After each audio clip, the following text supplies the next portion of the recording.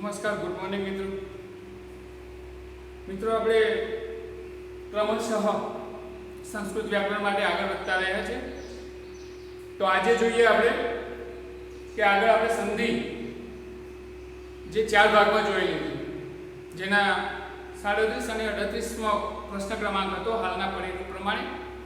હવે આપણે આગળ જે વિભાગ ડી માં 39 અને 40મો પ્રશ્ન જે આપણને પરિરૂપ પ્રમાણે પૂછે છે, તો એમાં સમાસ એટલે કે સામાસિક પદ શબ્દ સમૂહ વાળું પદ જે આપેલું હોય અને એનો જે સમાસનો પ્રકાર થતો હોય એ ઓળખવા માટે આપણને કહેતા હોય છે. અને 2 પ્રશ્નો છે, 39 અને 40. હવે સમાસની વાત કરું તો મિત્રો, ભાષામાં વ્યાકરણના ટોપિક આપણે જોઈએ છીએ એક પ્રમાણે એક પછી એક આવતા રહેલા છે. તો દરેકનું ભાષામાં મહત્વ છે મિત્રો. વ્યાકરણના દરેક ભાગનું ભાષામાં મહત્વ છે. અહીંયા પણ જો સમાસ, તો સમાસનું સંશોધન કેવી રીતે? તો જો લેંગ્વેજ એટલે કે ભાષા, અને ભાષાનું વર્ણન જ્યારે લંબાણથી થતું હોય ત્યારે અમુક શબ્દોને, અમુક આખું વાક્ય બનતું હોય કે અમુક 2-4 પદો છૂટા પાડીને જે લખવામાં આવતા હોય અને જેનું એક વાક્ય બનાવવા, એક શબ્દ બનાવવામાં આવે, એક સામાસિક શબ્દ બનાવવામાં આવે કે શબ્દ સમૂહ જે બને એનાથી, અને એને આપણે સમાસ તરીકે ઓળખીએ છીએ. કારણ કે ભાષામાં એનું મહત્વ વધી જાય છે. તમે જ્યારે ભાષાનું કોઈ વર્ણન કરતા હોય, લખતા હોય, ભાષામાં કહેવાનો મતલબ, તો જ્યારે એ બનાવવા જઈએ ત્યારે જો શબ્દ સમૂહ કે સામાસિક શબ્દનો ઉપયોગ ન કરીએ તો એનું લખાણ લંબાણથી થતું જાય છે, એટલે કે વધતું જાય છે. એટલે એને સંક્ષિપ્ત કરવા માટે આવા સામાસિક શબ્દોનું સર્જન થયું, જેને આપણે સમાસ તરીકે ઓળખતા થયા છીએ. અહીંયા આપણે જોઈએ જો કે 39-40મો પ્રશ્ન વિભાગ ડી માં. હવે આપણે લખ્યું કે કેવા પ્રકારની સૂચના તમારા પ્રશ્નપત્રમાં હોઈ શકે. તો આવી સૂચના હોય કે સામાસિક પદયોઃ સમાસ પ્રકારો વિભક્ત, અને નીચે આપેલા તો અધોદત્તેભ્ય, તો અધોદત્તેભ્ય સામાસિક પદયોઃ સમાસ પ્રકારો લિખત. તો નીચે આપેલા સામાસિક પદના એટલે કે શબ્દ સમૂહના અથવા સામાસિક પદના સમાસના પ્રકાર લખો. અને આમાં 39 અને 40 પ્રશ્ન ક્રમાંક કરીને 2 આપેલા હશે. હવે મિત્રો જુઓ તો સમાસ. હવે સમાસની મેં તમને વાત કરી કે ભાષામાં ટૂંકાણ લાવવા માટે, સંક્ષિપ્તતા લાવવા માટે સમાસનો ઉપયોગ કરવામાં આવે છે. તો અહીંયા જુઓ તમે કે સમાસ, મિત્રો આપણે વ્યાખ્યા કરી કે જ્યારે 2 અથવા 2 થી વધુ પદો વ્યાકરણના, જ્યારે 2 અથવા 2 થી વધુ પદો વ્યાકરણના કોઈ ચોક્કસ નિયમ અનુસાર, ધ્યાન રાખજો મિત્રો, કોઈ ચોક્કસ નિયમ અનુસાર ગમે તે શબ્દો ગમે ત્યાંથી લાવીને ગમે તે 2 જોડે બેસાડી દેવાય નહીં, 2 જોડે આવી શકે નહીં. પણ વ્યાકરણના કોઈ ચોક્કસ નિયમ અનુસાર શબ્દો જે જોઈન્ટ થતા હોય, જોડાતા હોય, એ રીતે તો જ્યારે 2 અથવા 2 થી વધુ પદો વ્યાકરણના કોઈ ચોક્કસ નિયમ અનુસાર જોડાઈને જે સામાસિક શબ્દ કે શબ્દ સમૂહ બને તેને આપણે સમાસ તરીકે ઓળખીએ છીએ મિત્રો. તો આ સમાસની એક વ્યાખ્યા છે. હવે જો સમાસ તરીકે ઓળખીએ છીએ તો એને આપણે સમાસ જ કહીએ છીએ કે શબ્દ સમૂહ રૂપી શબ્દ આપેલો હોય અથવા સામાસિક શબ્દ હોય એને આપણે સમાસ કહી દઈશું. હવે બીજું શું કહેવા માંગે છે જો, કારણ કે આપણે તો સમાસ શબ્દ આપેલો જ હોય છે, સામાસિક શબ્દ આપેલો હોય છે, આપણે તો એનો પ્રકાર ઓળખવાનો છે. એટલે જો આપણે શું કરવાનું છે, અહીંયા શું લખ્યું જો બીજું નોંધ જુઓ કે સમાસનો અર્થ નિશ્ચિત કરવા માટે જે સામાસિક કે શબ્દ સમૂહ જે પદ આપ્યો આપણને, તો શું કહે કે સમાસનો અર્થ નિશ્ચિત કરવા માટે આપણે સમાસના 2 પદોને છૂટા પાડીએ છીએ.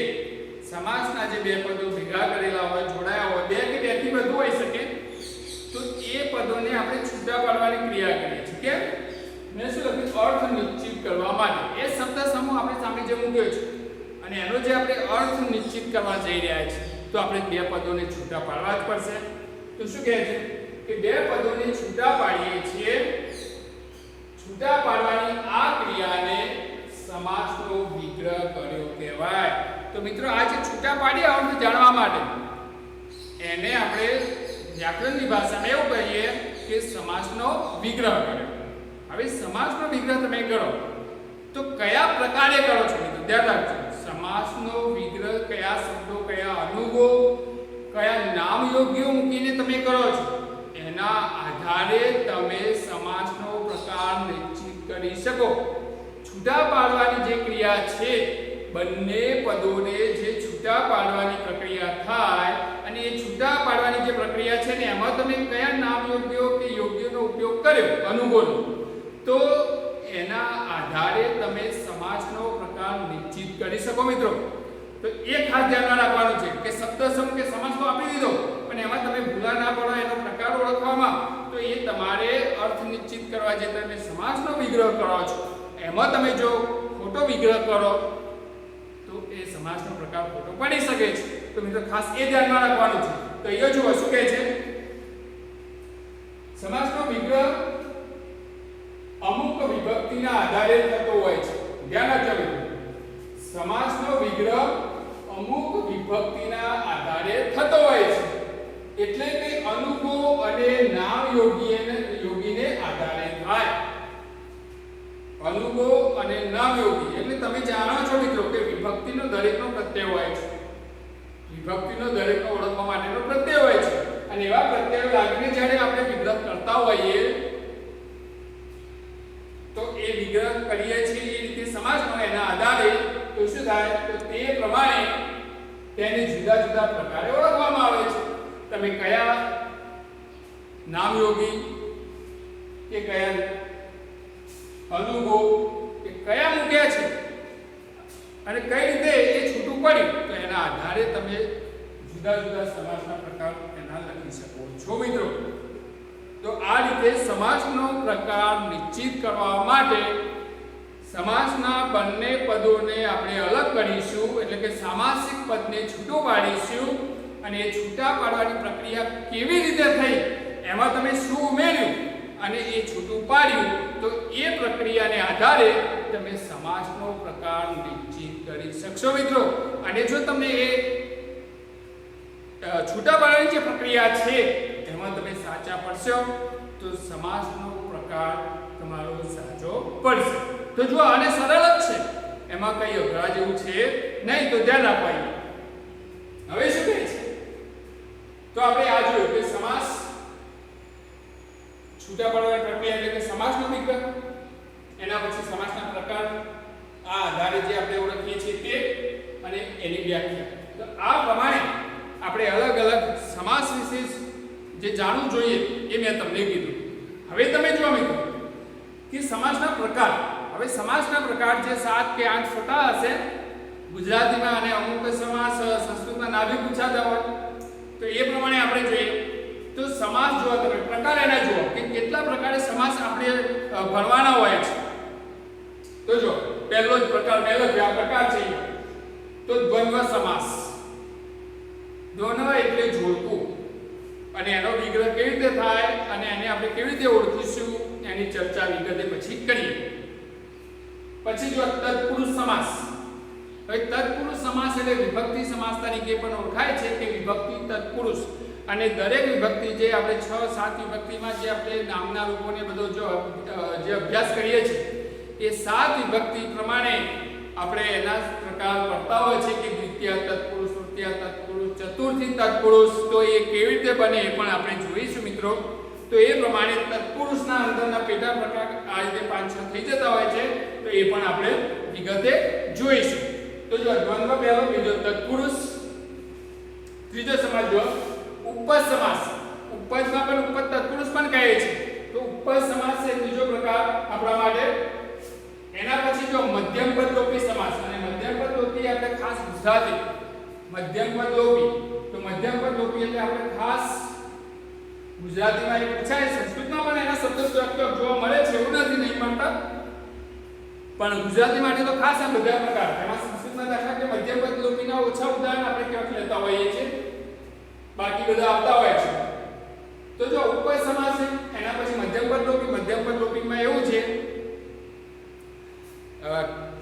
મધ્યમ પદ જ્યારે તમે વિગ્રહ કરો ત્યારે મધ્યમ પદ વચ્ચેનું પદ જે છે એ પાછું લાવીએ છીએ વિગ્રહ કરતી વખતે. જ્યારે શબ્દ સમૂહ બને છે તો સામાસિક શબ્દ બને છે ત્યારે વચ્ચેના પદનો લોપ થાય છે. એટલે મધ્યમ પદનો લોપ થયો હોય એટલે મધ્યમ પદરૂપી સમાસ આપણે એને કહેતા હોઈએ છીએ. મિત્રો ચાલો એ પછીની વાત છે.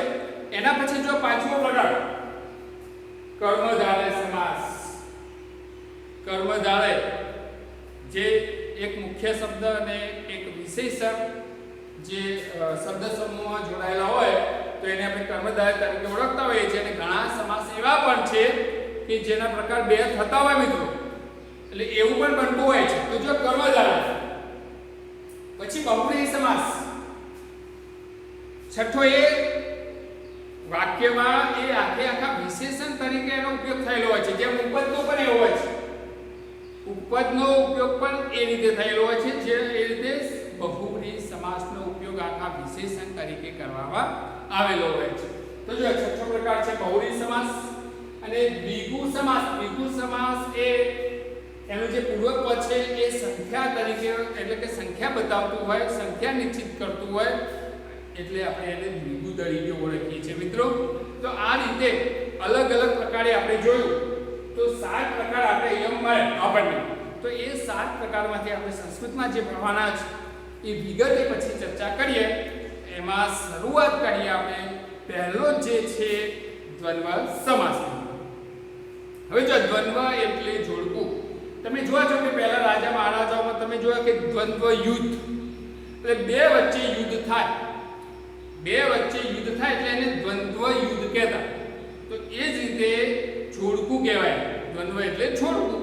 તો અહીંયા પણ તમે જુઓ કે દ્વંદ્વ સમાસ એટલે દ્વંદ્વ એટલે જોડકું. તો મિત્રો અહીંયા જો આપણે વ્યાખ્યા કેવી કરી, દ્વંદ્વ સમાસની વ્યાખ્યા આપણે કેવી રીતે કરી છે તો જુઓ. દ્વંદ્વ શબ્દનો અર્થ જોડકું થાય છે. એ તો આપણે જોયું કે દ્વંદ્વ એટલે જોડકું. તો દ્વંદ્વ શબ્દનો અર્થ જોડકું થાય છે. આથી બે કે તેથી વધારે વસ્તુઓ કે વ્યક્તિઓ, ધ્યાન રાખજો, વસ્તુઓ કે વ્યક્તિઓ દર્શાવતા શબ્દો એક સાથે કે સમૂહમાં અર્થ વ્યક્ત કરે ત્યારે જે સમાસ થાય તેને દ્વંદ્વ સમાસ તરીકે ઓળખીએ છીએ. એટલે કે એને દ્વંદ્વ સમાસ આપણે કહેતા હોય છે. કેવું કહ્યું આપણે જો કેવું કે બે કે તેથી વધારે વસ્તુઓ કે વ્યક્તિઓ જ્યારે દર્શાવતા હોય એટલે હું તો એવું કહું કે દ્વંદ્વ સમાસમાં સમાન બંને પદ છે રહ્યા, ઉત્તર પદ અને પૂર્વ પદ. જો અહીંયા પહેલા એ હું તમને કહી દઉં કે બંને સમાસ કોઈ પણ સમાસમાં આપણે બે પદોને કઈ રીતે ઓળખીશું તો પૂર્વ પદ, ઉત્તર પદ. અને એ બે પદોને આપણે છૂટા પાડીએ છીએ જેને સમાસનો વિગ્રહ કહીએ છીએ. તો પહેલા એ જાણવું જરૂરી છે. તો કોઈ પણ દાખલા તરીકે માતા પિતા તો આપણે એનો વિગ્રહ કરીએ કે માતા છે પિતા છે. તો માતા અને પિતા, તો માતા પિતા એમાં માતા શબ્દ પહેલો છે તો એ માતા શબ્દને આપણે કયું પદ કહીશું? પૂર્વ પદ. માતા એ પૂર્વ પદ કહેવાય, પહેલું પદ. અને પિતા તો પિતા એ ઉત્તર પદ કહેવાય. તો આમ તમે જુઓ કે અહીંયા મેં લખ્યું છે સમાસમાં વપરાયેલ બંને પદોમાંથી પહેલા પદને પૂર્વ પદ અને પછીના પદને ઉત્તર પદ કહે છે. લખ્યું મિત્રો? જો સમાસમાં વપરાયેલ બંને પદોમાંથી પહેલા પદને પૂર્વ પદ અને પછીના પદને ઉત્તર પદ કહે છે. તો મિત્રો આ ધ્યાનમાં રાખવાનું કે સમાસનો પૂર્વ પદ કયું અને ઉત્તર પદ કયું. હવે અહીંયા આપણે એ દર્શાવ્યું કે બે વ્યક્તિઓ હોય કે બે વસ્તુઓ હોય સમૂહમાં દર્શાવતા હોય ત્યારે જે સમાસિક કે શબ્દ સમૂહ બને તેને આપણે દ્વંદ્વ સમાસ તરીકે ઓળખતા હોઈએ છીએ મિત્રો. હવે જુઓ તમે કે દ્વંદ્વ સમાસ એટલે કે ઉત્તર પદ અને પૂર્વ પદ અથવા પૂર્વ પદ અને ઉત્તર પદનો જે આપણે વિગ્રહ કરીએ છીએ, છૂટું પાડીએ છીએ, તો એ છૂટું પાડતી વખતે આપણે સંસ્કૃતમાં ચ મૂકીને પડે. સંસ્કૃતમાં ચ મૂકીને જે છૂટું પાડીએ એને આપણે દ્વંદ્વ સમાસ તરીકે ઓળખીશું. અને ગુજરાતીમાં એવું કહેવાય કે દ્વંદ્વ સમાસનો વિગ્રહ ચ અને કે મૂકીને કરવામાં આવે છે. ચે અને અથવા કે. તો અને અથવા કે મૂકીને જેનો વિગ્રહ કરીએ તેને દ્વંદ્વ સમાસ કહેવાય. અને દ્વંદ્વ સમાસના બંને પદનો મહત્વ સમાન હોય છે મિત્રો, એવું આપણને ગુજરાતીમાં પણ કહે છે. તો આ દ્વંદ્વ સમાસ માટે તમારે યાદ રાખવું. હવે દ્વંદ્વ સમાસ એમાં પેટા પ્રકાર છે મિત્રો, અને દ્વંદ્વ સમાસ ત્રણ વિભાગ એટલે કે ત્રણ એના પેટા પ્રકાર છે, એ રીતે આપણે ઓળખવાના થાય. તો પહેલા હું તમને બતાવું કે દ્વંદ્વ સમાસ નો પ્રકાર, અંદરનો પેટા પ્રકાર ઇતરેતર દ્વંદ્વ, સમાહાર દ્વંદ્વ અને એક શેષ દ્વંદ્વ. ઇતરેતર દ્વંદ્વ, સમાહાર દ્વંદ્વ અને એક શેષ દ્વંદ્વ. તો એ પ્રમાણે આપણે ઓળખવાના થશે મિત્રો. તો અહીંયા તમે જોઈ શકો છો કે અહીંયા હાલ તો મેં લખેલું છે બરાબર. હવે આને આપણે દૂર તો કરવું જ પડશે. તો તમે એક 2 સેકન્ડ માટે આ તમે સ્ક્રીનશોટ પાડી લેજો મિત્રો, કારણ કે હું આ ઉપરથી કાઢીશ અને ફરી લખીશ, એટલે ધ્યાન રાખો. એટલે સ્ક્રીનશોટ પાડો અને હું બાજુમાં જતો રહું છું.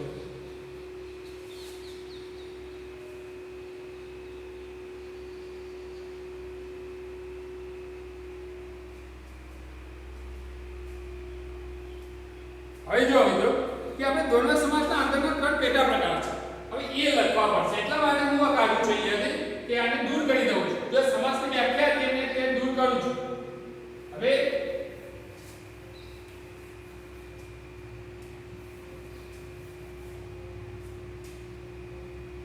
આ પ્રમાણે આપણે એક એક સમાસ જોતા રહીએ અને એનો અભ્યાસ કરતા રહીશું. આપણે લગભગ 2 ભાગમાં સમાસ જે છે એ પૂર્ણ કરવાનો પ્રયત્ન કરીશું. તો મિત્રો જો હાલ આટલા સુધી આપણે કાઢ્યું છે એટલે કે દૂર કર્યું બોર્ડમાંથી, અને હવે હું લખું એ જુઓ તમે કે ઇતરેતર દ્વંદ્વ એના પ્રકાર 3 છે. જો કે આ દ્વંદ્વ સમાસ જ ચાલે છે. ઇતરેતર દ્વંદ્વ સમાસ, ઇતરેતર દ્વંદ્વ સમાસ. હવે ઇતરેતર દ્વંદ્વ સમાસ એમાં શું છે કે છેલ્લા પદનું જે લિંગ હોય એ આપણે સમાસનું ગણાય. લિંગ એટલે સ્ત્રીલિંગ, પુલ્લિંગ, નપુંસકલિંગ અથવા એકવચન, દ્વિવચન અને બહુવચન એટલે આખું લિંગ જે કહેવાય એ ઇતરેતર દ્વંદ્વમાં પાછળના આધારે આપણે એને ઓળખતા હોય છે, પાછળનું જે પદ હોય એના આધારે. હવે જુઓ તમે મિત્રો કે એના ઉદાહરણો પણ આપણે જોઈશું. તો ઇતરેતર દ્વંદ્વ સમાસ, ધ્યાન રાખજો આ દ્વંદ્વ સમાસનો પેટા પ્રકાર છે. એમાં આપણે ખાસ તો 2 ભણવાના છે, ત્રીજો પણ થોડો જોઈ લઈશું. તો ઇતરેતર દ્વંદ્વના ઉદાહરણો કેવા હોય તમે જુઓ છો મિત્રો, હાલ જ જુઓ, તમને હાલ ખબર પડી જશે. આપણે ઉદાહરણ જોઈએ. તો ઉદાહરણ આ તો આમાં લખી શકાય કે ભાઈ ઇતરેતર દ્વંદ્વ સમાસ પુલ્લિંગ, સ્ત્રીલિંગ, નપુંસકલિંગ એટલે કે પુલ્લિંગ સ્ત્રીલિંગમાં વપરાતું હોય છે, પાછળનું લિંગ પ્રમાણે એનું વચન ગણાતું હોય છે. આ રીતે આપણે લખીએ એનો વિગ્રહ ચ મૂકીને કરવામાં આવે છે. પણ એ આપણે દ્વંદ્વ સમાસમાં જે પ્રમાણે લખ્યું તો એ જ બધું લાગુ પડતું હોય છે. એટલે અહીંયા બીજી એની કોઈ વ્યાખ્યા અલગ કરવાની જરૂર નથી. હા, સમાહારમાં આપણે જોઈશું એના કેવા મુદ્દા લખાય, કારણ કે આપણે ઓળખવાનું છે. જ્યારે ઇતરેતર દ્વંદ્વ સમાસને જ લાગુ પડે છે. આ દ્વંદ્વ સમાસનો પેટા પ્રકાર કરો, પણ જે વ્યાખ્યા આપણે દ્વંદ્વ સમાસ માટે કરી એ જ વ્યાખ્યા આમ તો ઇતરેતરને સેટ થઈ જતી હોય છે. તો જુઓ તમે, તો ઇતરેતર દ્વંદ્વ સમાસમાં ઉદાહરણ લખો કે દાખલા તરીકે રામઃ ચ લક્ષ્મણઃ ચ. હવે આપણે શરૂઆતમાં જ કીધું કે સમાસનો ઉપયોગ ભાષામાં શા માટે. તો હવે આવું તમે લખો છો. હવે આને ટૂંકાણ કરવું હોય તો આપણે એનો સમાસિક શબ્દ કે શબ્દ સમૂહ બનાવી દઈશું. તો જુઓ મિત્રો કેવી રીતે બને છે. જો તો રામ ચ લક્ષ્મણ ચ, તો રામ અને લક્ષ્મણ એવું થયું. તે રામ લક્ષ્મણૌ શું લખ્યું? જો રામ લક્ષ્મણૌ. હવે આટલું વાક્ય જો એટલે કે આ શબ્દ જો કેટલું લંબાણથી લખાય, જ્યારે આ જો કરો ટૂંકાણમાં થઈ ગયો. તો જો આ આ કહેવાય શબ્દ સમૂહ, આ કહેવાય સમાસિક શબ્દ. તો આ ભાષામાં સંક્ષિપ્તતા લાવવા માટે આવા પદો કામમાં આવતા હોય છે, માટે એને સમાસ તરીકે આપણે ઓળખ્યા છે. હવે જો રામઃ ચ લક્ષ્મણઃ ચ, હવે એ રીતે તમે લખી શકો છો. વાળા પરથી ઘણા ઉદાહરણો આપણે લઈએ, 2 વાળા લઈએ, 3 વાળા લઈએ, જે 3 વ્યક્તિઓ ભેગા થયા હોય, 2 વ્યક્તિઓ. તો જો તમે હવે અહીંયા આ પણ કાઢું છું એટલે આપણને ફાવશે.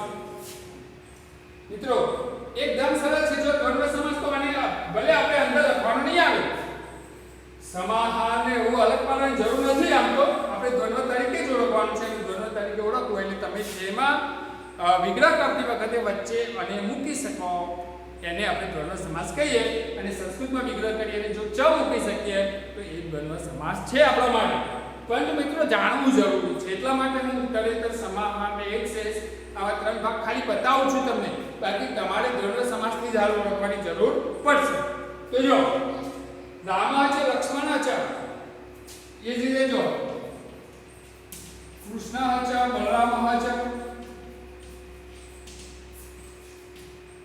મારે સામે લખવાની જરૂર નથી, તમે જ લખી દેશો. ભીમઃ ચ અર્જુનઃ ચ,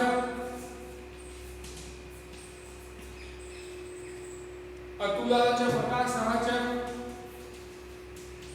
અતુલઃ ચ રમેશઃ ચ, અતુલઃ ચ રમેશઃ ચ, માતા ચ પિતા ચ, માતા ચ પિતા ચ, દેવઃ ચ દાનવઃ ચ, દેવઃ ચ દાનવઃ ચ. તો મિત્રો આ બધા દેવઃ ચ દાનવઃ ચ, તો આ રીતે આજે આપણે જો બધા ડબલ નામ લીધા છે. પછી 3 વાળા લઈએ, આ બધા ડબલ લીધા આપણે અને હવે 3 વાળા લઈએ છીએ. પછી તો જો તમે જોઈ શકો છો કે કઈ રીતે થયું. દેવઃ ચ દાનવઃ ચ લખીએ આપણે, દેવઃ ચ દાનવઃ ચ. હવે જો આ તમે પહેલાનું કહ્યું કે રામઃ ચ લક્ષ્મણઃ ચ, તો રામ લક્ષ્મણો જન જનૌ જનાઃ. હવે 2 નામ થયા તો વચ્ચે જનૌ 2 માણસ. એ જ રીતે લક્ષ્મણો રામ લક્ષ્મણો 2 થયા. એટલા માટે જો 2 હોય ત્યારે વચ્ચે આ રીતે બહુવચન દ્વિવચનનું પ્રત્યય પ્રમાણે થતું હોય વિભક્તિમાં. તો જો રામ લક્ષ્મણો, કૃષ્ણ બલરામો, કૃષ્ણ બલરામો. હવે મિત્રો તમે જ કરી શકો છો બધા આગળ પોતાની જાતે જોઈ જો પહેલા, પછી હું લખું. એકદમ સરળ છે, જોઈ શકો તમે કે આ છે. આ બીજા કેવા થશે, કેવી રીતે થશે? તો જોયો ભીમ અર્જુન, ભીમ અર્જુન, અતુલ રમેશ, અતુલ રમેશ,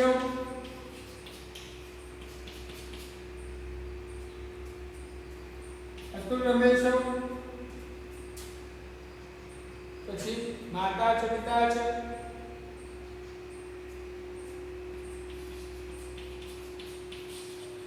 માતા આકારાંત પ્રમાણે માતા પિતા. દેવઃ ચ દાનવઃ ચ, દેવ દાનવ. હવે જોઈ શકો છો રામ લક્ષ્મણ કૃષ્ણ બલરામ, ભીમ અર્જુન, અર્જુન રમેશ, માતા પિતા, માતા પિતા દેવ દાનવ. તો દેવ અને દાનવ. હવે તમે જોઈ શકો છો કે આવા વાક્યોનો આ પ્રમાણે સામાસિક શબ્દ તૈયાર થાય છે. હવે આનો વિગત તમને આવું મૂક્યું હોય પરીક્ષામાં આ રીતે સામાસિક શબ્દ મૂકેલો હોય અને તમને સમાસનો પ્રકાર લખવાનું કહ્યું હોય, એટલે એ વખતે તમારે આ સામાસિક શબ્દ જોઈને તમારા મગજમાં એનો વિગ્રહ થવો જોઈએ, એને છૂટો પાડવાનું ચાલુ થવું જોઈએ. અને જે તમે વિગ્રહ કરશો એના આધારે તમે સમાસનો પ્રકાર ઓળખશો.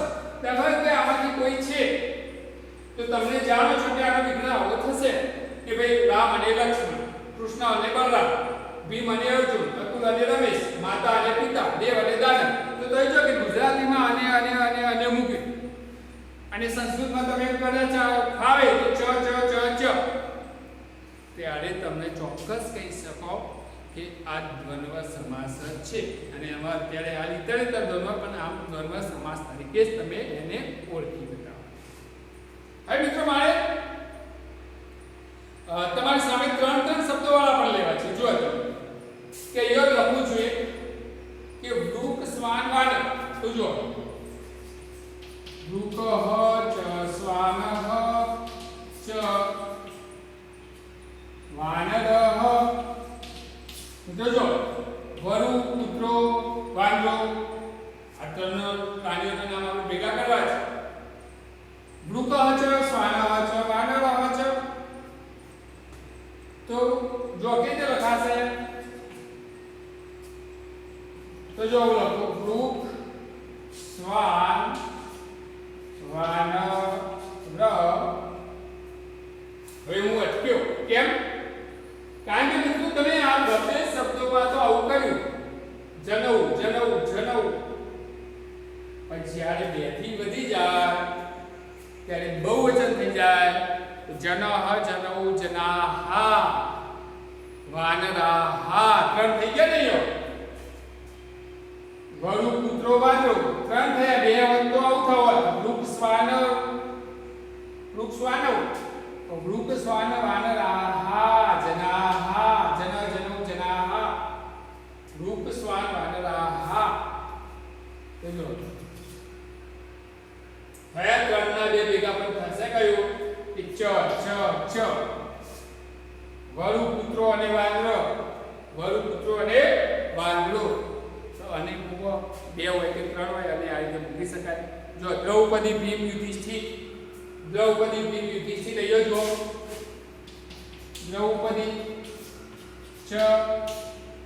ત્યાં લાગજો મિત્રો ભીમઃ ચ યુધિષ્ઠિરઃ.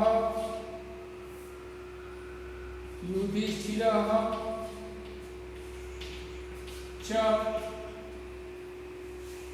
હવે એને ભેગું જ કરવાનું કે દ્રૌપદી, ભીમ, યુધિષ્ઠિરાહ. આ શબ્દ થઈ ગયો આના ભેગો દ્રૌપદી, ભીમ અને યુધિષ્ઠિર. ચાર ભેગા થાય. ચાર પણ જો વિદ્યા ચ પ્લસ નહીં વિદ્યા ચ અભ્યાસઃ ચ. તો અભ્યાસ ચ વિદ્યા ચ અભ્યાસઃ ચ આચારઃ ચ. અભ્યાસઃ ચ આચારઃ ચ. તો જો અને છેલ્લે વિચાર પણ લખી દઈએ વિચારઃ ચ. હવે જો આટલા 1 2 3 ને 4. જો પહેલા બે વાળા લીધા. બે બધું આપણે લખ્યું હતું વ્યાખ્યાનમાં કે બે થી વધુ. તો આ બે થયા. આમાં જો 3 થયા. આમાં પણ 3 થયા. હવે 4 વાર લખ્યો આપણે કે વિદ્યા, અભ્યાસ, આચાર, વિચાર. હવે 4 ભેગું કર્યું તો બહુવચન જ થાય. 2 હોય કે 3 હોય કે 4 હોય બહુવચન થઈ જાય. તો જો વિદ્યાભ્યાસ ભેગું થઈ જાય ને. વ્યાસાચાર વિચારાહ. જો ખ્યાલ આવે? વિદ્યા પછી હવે એમાં આવી ગયો વિદ્યાભ્યાસ. પછી આમાં આવી ગયો વ્યાસાચારઃ. તો વિદ્યાભ્યાસાચાર. પછી છેલ્લો વિચાર. પછી બહુવચન વાપરો તો વિચારાહ. તો તમે જો કે આ સમાસ છે. તો આવા બે કે બેથી વધુ નામ ભેગા થયેલા હોય કે વસ્તુઓના નામ હોય કે વ્યક્તિઓના નામ અને ચ મૂકીને જ્યારે આપણે એનો વિગ્રહ કરી શકીએ સંસ્કૃતમાં અથવા અને મૂકીને કરીએ તો એ દ્વંદ્વ સમાસ તરીકે આપણે ઓળખીશું. હવે જો કે દ્વંદ્વ સમાસ તો એક પેટા પ્રકાર હતો મેં તમને બતાવ્યો. બાકી તમારે તો હાલ દ્વંદ્વ સમાસ તરીકે જોતા રહેજો. આ ઇતરેતર દ્વંદ્વ આ રીતે આપેલા નામ હોય છે. હવે બીજો પ્રકાર આપણે જોઈએ સમાહાર. તો સમાહાર વિશે પણ તમે જોઈ લે મિત્રો. જો કે એ તમારે લખો લખી દો, ખસી દો 1 મિનિટ.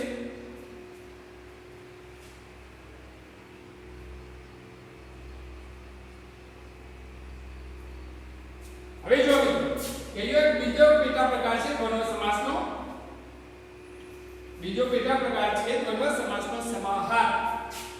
અહીંયા ઇતરેતરની જગ્યાએ હું લખી દઉં કે સમાહાર. સમાહાર. બરાબર મિત્રો. હવે આપણે એના ઉદાહરણ જોઈએ. પહેલા થોડું સમજી લઈએ કે હવે શું કહે છે કે એમાં જીવજંતુ હોય, શાશ્વત પ્રાણીઓ હોય, પછી અનાજ હોય, શરીરના અંગોના નામ હોય, અને આવા જ્યારે બબે સમૂહમાં કે દ્વંદ્વ બતાવે ત્યારે આપણે એને સમાહાર કહીએ છીએ. સમાહાર. તો મિત્રો જુઓ આપણે આ જોઈએ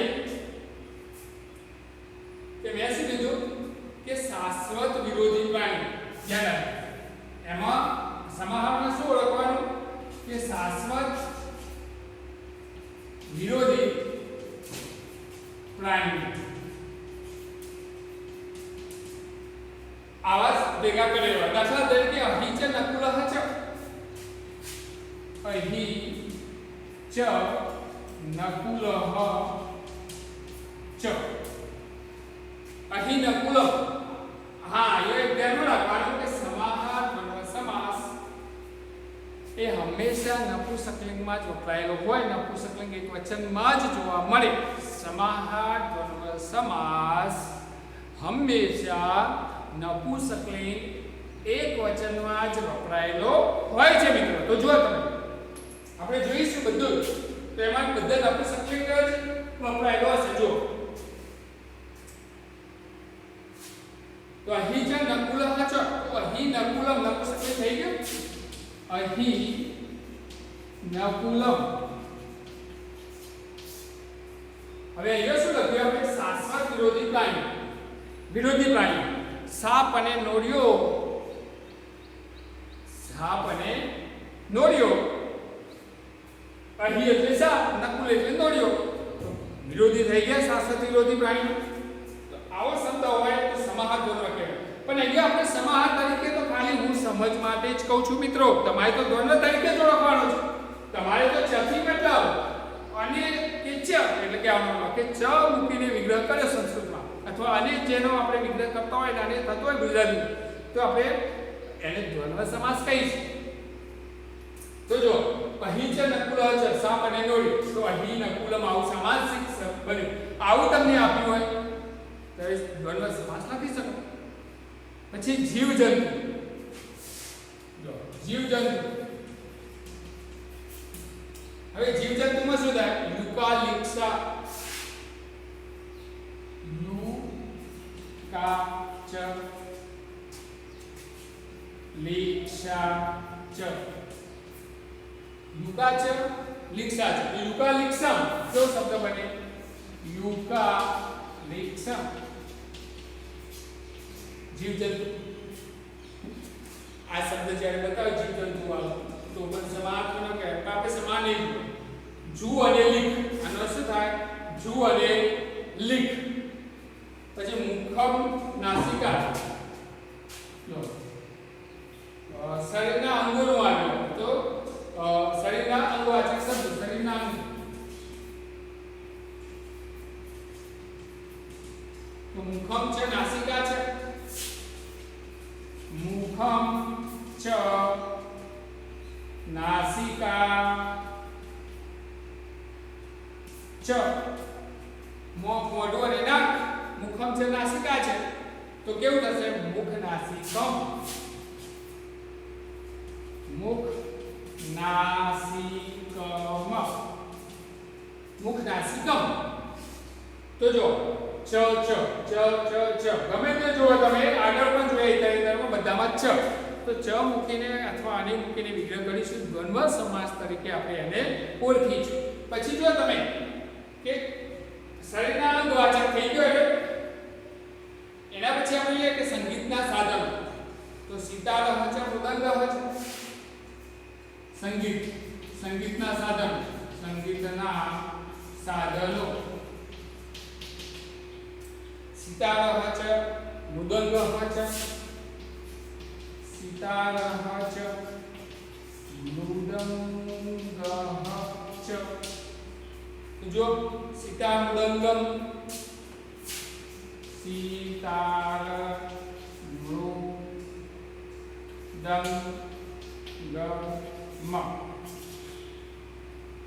સિતાર અને મૃદંગ જો સિતાર મૃદંગમ સંગીતના સાધનો થયા. પછી અનાજ હોય તો વ્રીહિ ચ યવહ ચ, અનાજ. તો જો વ્રીહિ ચ યવહ ચ, તો જો વ્રીહિ ચ યવહ ચ, તો વ્રીહિ યવમ. જો અનાજ માટે જવ, બાજરી કે તો અનાજ વ્રીહિ ચ યવહ, તો વ્રીહિ યવ. પ્રાણીઓ માટે પણ તમે શબ્દ લઈ શકો, ગૌ, અશ્વ. પ્રાણીઓ માટે પણ ગૌ ચ અશ્વ ચ, ગૌહુ ચ અશ્વઃ ચ. તો તમે લખી શકો ગવાશ્વમ. ગાય અને ઘોડો, અશ્વ એટલે ઘોડો, તો ગાય અને ઘોડો, તો ગવાશ્વમ. તો તમે જોવા મિત્રો કે અનાજ માટે આપણે બે ભેગા કર્યા. હવે આને સમાહાર કહ્યો કે જે જીવજંતુ બતાવતો હોય, વિરોધી પ્રાણીઓ, બે પ્રાણીઓ, શરીરના અંગો, સંગીતના સાધનો, અનાજ, આવું બધું જે બતાવે એને આપણે સમાહાર તરીકે ઓળખીએ છીએ. પણ આપણે સમાહારનો પેટા પ્રકાર ન જોતા દ્વંદ્વ તરીકે એને ઓળખીશું મિત્રો. દ્વંદ્વ સમાસ તો બધામાં તમે જોયું, આપણે આગળ ઉદાહરણ જોતા જોતા આવ્યા, આ પણ જોયા, અને બધામાં ચનો ઉપયોગ કર્યો, એટલે કે અનેનો ઉપયોગ કર્યો, એ બધા દ્વંદ્વ સમાસ થશે, એમાં ભૂલ થાય નહીં મિત્રો.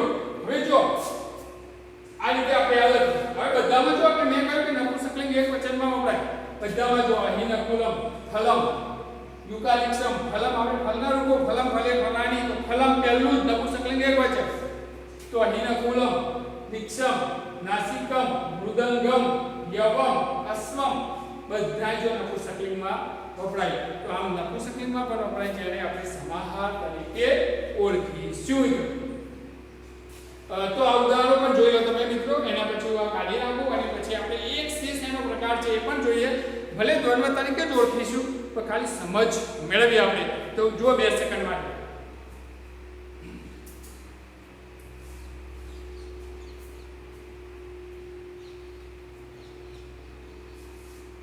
તો હવે જુઓ મિત્રો, હવે ત્રીજા પ્રકારે હું લખું છું એક શેષ. એક શેષ દ્વંદ્વ, એક શેષ દ્વંદ્વ. એક પ્રકાર છે ત્રીજો, એક શેષ દ્વંદ્વ સમાસ. હવે આપણે આ કાઢી નાખીએ.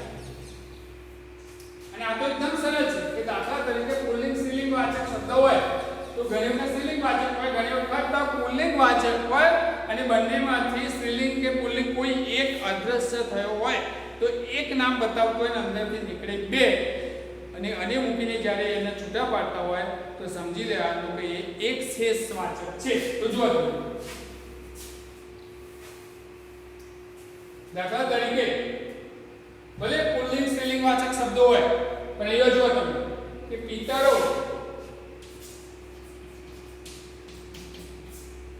પિતરો, હંસૌ. હું પહેલા સામાસિક શબ્દો લખું છું. હંસૌ દંપતિ, દંપતિઃ, ક્રૌચૌ, ક્રૌચૌ. હવે મિત્રો આ 4 શબ્દો લેલા. જો પિતરો, હંસૌ, દંપતિ, ક્રૌચૌ. હવે તમને આ તો એક જ દેખાય છે. જો સ્ત્રીલિંગ અમુકમાં સ્ત્રીલિંગ લાગે, અમુકમાં પુલ્લિંગ લાગે, પણ દેખાય એક જ શબ્દ એટલે એક શેષ. પણ આમાં નર માદા બંને સમાયેલા હોય. નર માદા એટલે કે પુલ્લિંગ સ્ત્રીલિંગ બંને સમાયેલા હોય આવા શબ્દમાં જેને એક શેષ કહેવાય એટલે આપણે જ્યારે છૂટા પાડીએ ત્યારે બે આવી જશે. જો કે પિતરૌ આપણે જગતના માતા પિતા એટલે શંકર અને પાર્વતી માટે પિતરૌ શબ્દનો ઉપયોગ કરતા હોઈએ તો પિતરૌ કહીએ એટલે શંકર અને પાર્વતી જગતના માતા પિતા એવું આપણે શબ્દ એનો થાય. એટલે પિતરૌ એટલે માતા પિતા. તો માતા ચ પિતા ચ જો એનો વિગ્રહ માતા પિતાનો પણ આવો વિગ્રહ થાય અને પિતરૌ પણ આવો વિગ્રહ થશે. તો પિતરૌ હંસૌ હંસ હંસી તો હંસઃ ચ હંસી ચ હંસ અને હંસી તો હંસૌ જો માતા પાછી આવી આવો આમાં તમે જો કે માતા આવી આમાં જો સ્ત્રીલિંગમાં આવી પાછી દંપતીમાં જો પતિ ચ પત્ની ચ પતિ પત્ની દંપતી એ જો મિત્રો કેવું છે આ એક શેષ કહેવાય પણ નીકળે બપે ના સ્ત્રીલિંગ પુલ્લિંગ એટલા માટે પણ ચ જ વિગ્રહ શું છે ચ. હવે જો ક્રોચ ચ ક્રોચી ચ આવો શબ્દ મૂક્યો હોય સામાસિક તો તમારે તમને વિચારમાં પડી જ જાવ. પણ આ રીતે તમે જોશો કે આનો અર્થ આવો થાય ગુજરાતીમાં અર્થ કાઢો એટલે ખબર પડી જશે કે આ દ્વંદ્વ સમાસ છે મિત્રો કે જેનો વિગ્રહ ચ મૂકીને થાય છે. તો આપણે જોયું કે માતા અને પિતા હંસ અને હંસી પતિ અને પત્ની ક્રૌંચ અને ક્રૌંચી છે પક્ષી કહેવાય. તો આ રીતે દરેક આપણે જોયા ત્રણ પ્રકારમાં દ્વંદ્વ સમાસના જે ઉદાહરણો જોયા બધામાં તમે જોયું કે ચ એટલે કે અને મૂકીને આપણે વિગ્રહ કર્યો છે જેને તમે આવા પદને એટલે કે આવા સામાસિક પદને તમે પરીક્ષામાં દ્વંદ્વ સમાસ તરીકે ઓળખાવી શકો મિત્રો. તો ભૂલ થાય નહીં. આપણે અહીંયા દ્વંદ્વ સમાસ અત્યારે જોયો જે પહેલો પ્રકાર આપણે જે લખ્યો તો એ હવે કાલે બીજા પ્રકાર જોઈશું એટલે કે આવતા ભાગમાં બીજા પ્રકાર આપણે આગળ વધીશું અને ધીમે ધીમે વ્યાકરણની સમાપ્તિ તરફ આપણે જઈ રહ્યા છીએ મિત્રો. તો ત્યાં સુધી હવે મળીએ બીજા ભાગમાં. ત્યાં સુધી તમે આ પણ જુઓ દ્વંદ્વ સમાસનો અભ્યાસ કરો સમાસની વ્યાખ્યા સમજો એટલે આપણે આગળના સમાસ ઓળખવામાં સરળતા રહેશે. તો બાય મિત્રો.